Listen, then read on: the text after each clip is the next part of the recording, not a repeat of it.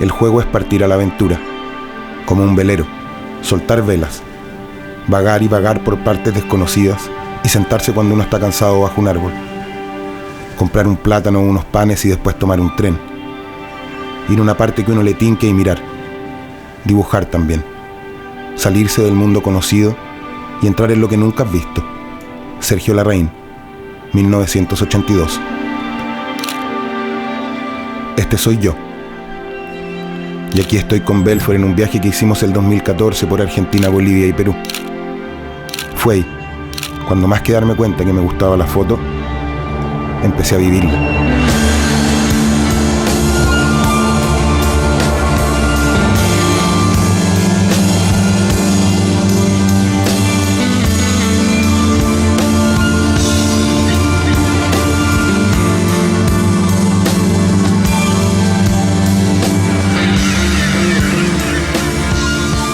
Me gustan los recuerdos, pero tengo mala memoria. Así que me guardo lo que me interesa o lo que siento importante de guardar. Solo tengo una regla: lo que se guarda no se borra ni se tira.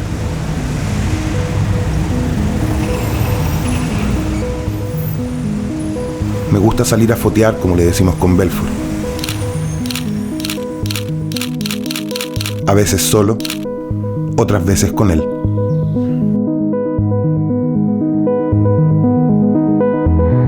Para los primeros días de enero tenemos planeado hacer otro viaje con Belfort y otro amigo, Juan. La idea, cruzar Latinoamérica con destino a Brasil. Tenemos todo listo, pero Juan sufre un accidente y cae en el hospital. El viaje se suspende, pero mis ganas de aprender siguen intactas. Así que decido entrevistar a algunos fotógrafos. Comienzo con los más cercanos.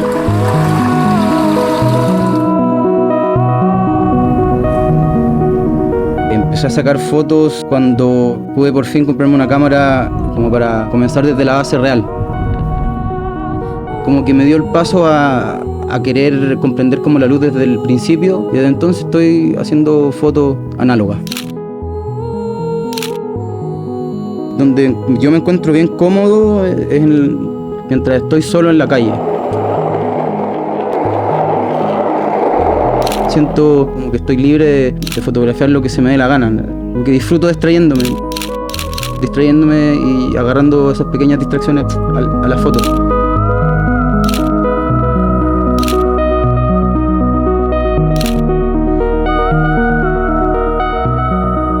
Cuarto oscuro es otra cosa, involucra una parte más sensible, creo yo, del hacer.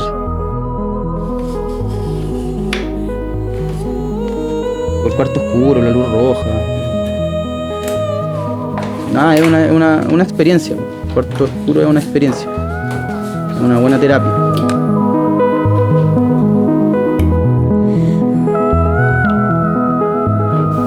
Juan sale del hospital y arrienda una pieza en la casa que comparto con otros amigos. Generalmente despierta temprano para salir a fotografiar. Casi siempre empieza por el metro. El metro parece una estampida de personas que pelean por entrar a los vagones y así llegar a sus trabajos. Vacaciones.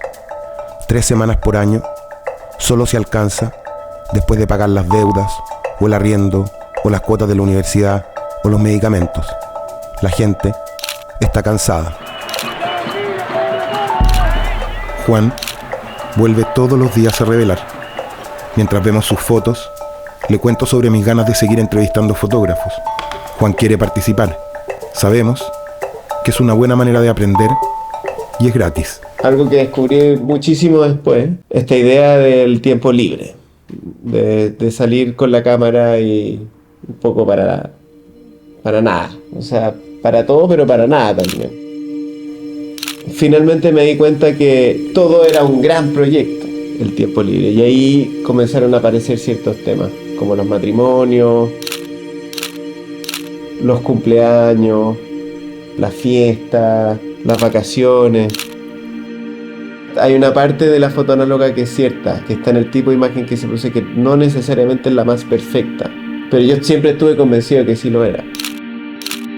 La impresión análoga, al menos para mí y para el resto de mis amigos con los que comparto esta manía es que la impresión análoga es como un amor a primera vista. Yo estaba completamente frustrado porque no encontraba un laboratorio hasta que llegó a dar con fotocontacto. Pero claro, ellos no tenían pega. O sea, ¿quién va a ir a hacer una foto análoga de 50 por 75? A nadie le interesa, pues, bueno, nadie. Extraño una relación más íntima con la fotografía desde la captura hasta la ampliación. El proceso revelado, el tener una mayor reflexión en relacionar la imagen. De alguna manera, la rapidez de la fotografía digital me ha apartado de esa relación un poco más profunda.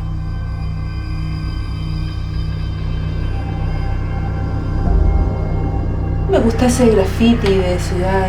Me concentro en el contraste y en la materialidad de lo que estoy fotografiando y cómo aparece en mi copia. Eso quiere decir un montón de cosas que tienen que ver con los contenidos narrativos de la imagen. Entonces eso cómo te crea sensaciones cuando tú ves la fotografía. ¿Cuál es la atmósfera lumínica que estás de alguna manera trabajando? Y eso me gusta reflexionarlo en el proceso análogo. 1, 2, 3, 4, 5, 6, 6 por 4, 24. Y voy a subir a 3.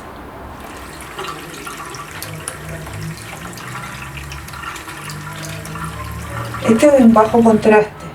Aquí encontré un forzado, por lo tanto el contraste igual va a estar un poquito complicado en los negros. Pero yo creo que por aquí estamos. El tema del tiempo ahora, o bajar un poquito el contraste de está entre estas dos en el fondo. Un negativo es un proyecto siempre, no es la foto. La foto es un proceso que después pasa a la ampliación, y en la ampliación uno reinterpreta ese negativo. Casi nunca es un calco, sino que ahí hay otras variables también de tiempos, de filtros, de materialidad del papel con el cual estás trabajando. También ahí tú puedes decidir si en el fondo vas a jugar con el contraste dando más detalle o menos, o si tratar en forma diferenciada la baja luz de la alta luz, y entonces reinterpreta la visualidad del negativo. Hemos seguido contactando a varias fotógrafas y fotógrafos, pero la mayoría se escuchan reticentes. Pareciera que no nos entienden cuando les contamos nuestra idea: hacer un archivo audiovisual de fotógrafos y fotógrafas. O quizás nos explicamos mal. ¿Qué importa? Sabemos que ha llegado el momento de emprender el viaje. El viaje es un cambio en la ubicación de las personas que puede realizarse a pie o a través de cualquier medio de transporte. En cuanto a los motivos de un viaje, pueden ser muy variados. Algunos pueden iniciarse con una fecha de regreso ya establecida o al menos estimada. Otros viajes, en cambio, no tienen fecha de regreso.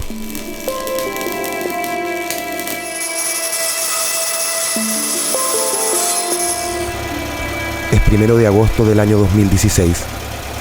No fue fácil llegar a este día.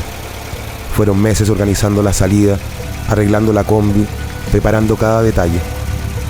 Nos vamos con muy poca plata, pero con la esperanza intacta de que el camino nos traerá aprendizaje y nuevas experiencias.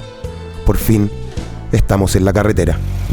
Voy a botar mis botas vaqueras y comenzar de otra manera.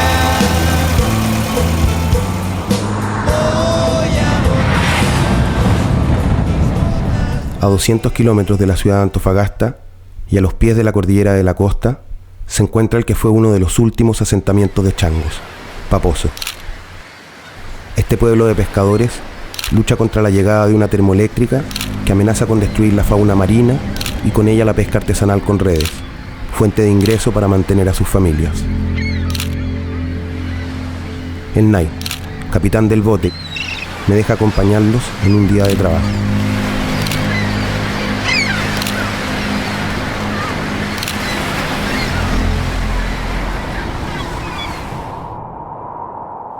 Ya van varios días desde que salimos de Santiago y a medida que avanzamos, la vegetación desaparece y la cordillera de la costa dibuja el horizonte. Nos acercamos a la perla del Pacífico. Ahí tenemos el dato de un fotógrafo.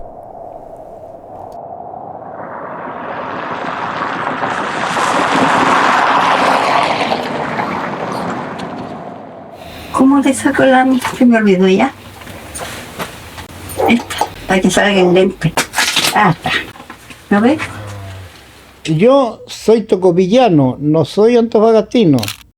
Después me trajeron para Antofagasta y me vine a trabajar al Mercurio acá. Y como estaba casado ya, entonces me vine con mi mujer para acá. Nosotros nos conocimos el año 65, pololeamos 3 meses y nos casamos. Después aprendí laboratorio de fotografías. Después con el tiempo los instalamos con un estudio fotográfico, después de color y digital ya no hicimos nada de eso. Pero fueron años muy bonitos eso. La profesión de la fotografía era muy poca. Mucha gente tenía sus cámaras, tomaban fotos para ellos. Yo no, pues yo era fotógrafo profesional, periodista gráfico. Él se especializó mucho en las fotografías de las artistas que venían a actuar aquí en El Dorado y para cartelera le pedían fotos y después tenían que mandarla a hacerles propaganda. Me decía, Montito, ¿sabes qué? Hay una BD que viene de tal parte, qué sé yo, ¿me puede mandar alguna foto? Claro, ni un problema. Si yo trabajaba en eso, así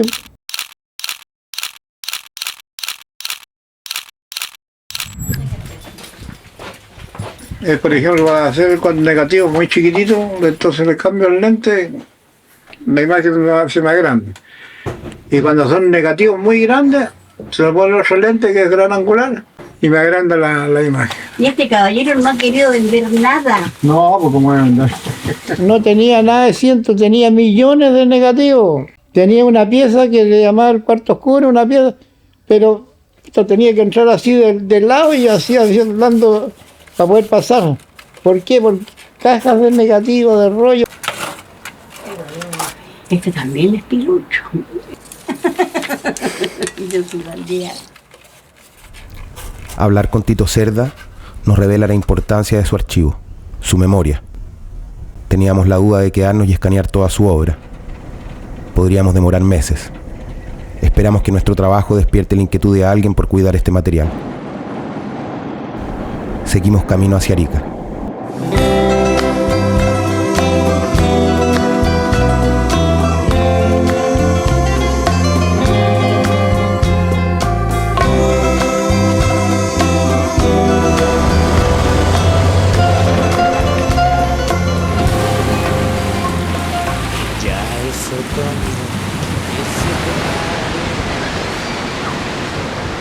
Yo ponía el cartel cámara oscura y nadie quería entrar. Y dije, ya, pues hay que poner un nombre que también hable de lo educativo, de este concepto de museo interactivo de la luz. Que yo siempre lo pensé como un espacio público, donde tienes tu casa, pum, pum, para ti, pero rápidamente lo conviertes en cámara oscura.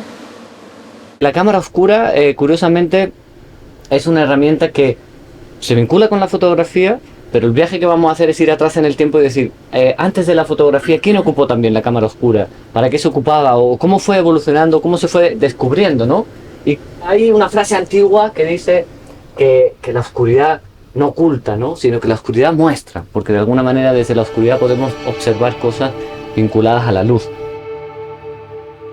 500 antes de Cristo ya empezaron a hablar de esto, de cómo un sistema muy sencillo nos logra proyectar la imagen del sol en el espacio. Y de hecho aquí tú explicas que es imagen porque dices, esto aunque no sea circular, esto sigue siendo circular. ¿Por qué? Porque es imagen, porque es sol, es el astro lo que estamos viendo. Y sigue avanzando la historia.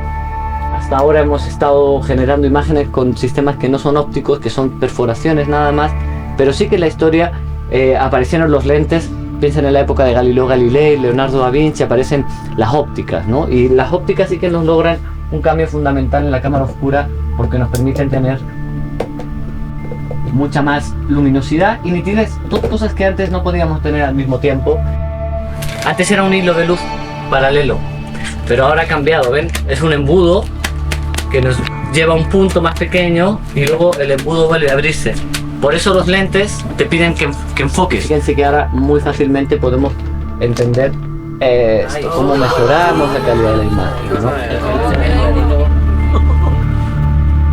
cámara oscura se hizo muy famosa en una época de la historia, de 1600 en adelante, porque empezaron a ocuparla en el mundo del dibujo. Un poco seguimos con esta historia y vamos a parar un poco a la fotografía. La fotografía en el fondo fue cómo capturar la luz, y lo hizo gracias a la química.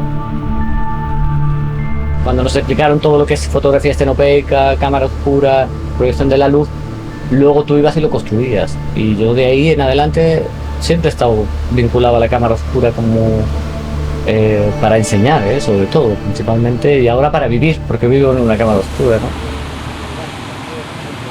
La meta inicial de este proyecto era que la cámara oscura funcionara, que pudieras hacer ese trabajo. Eso ya está resuelto y ahora empiezas a hacerte cargo de... O sea, en algún momento lo químico vino tarde.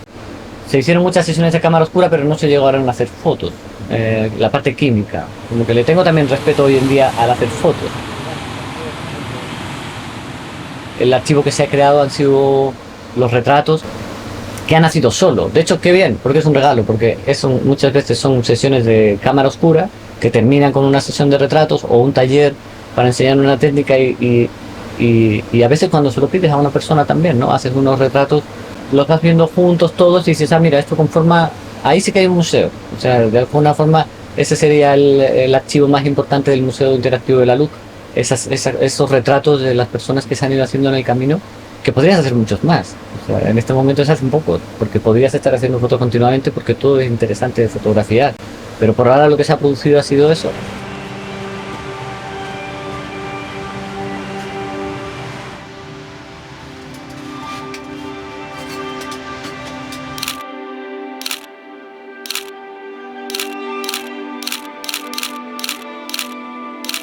Siempre estás pensando un poco en la luz y a mí probar a grabar en los soles, lo he hecho ya en varias ocasiones, en las sombras ahora estoy buscando más en los estacionamientos o lugares fuera, capturar los soles, ¿no? Eso es lo que yo estoy haciendo más personal.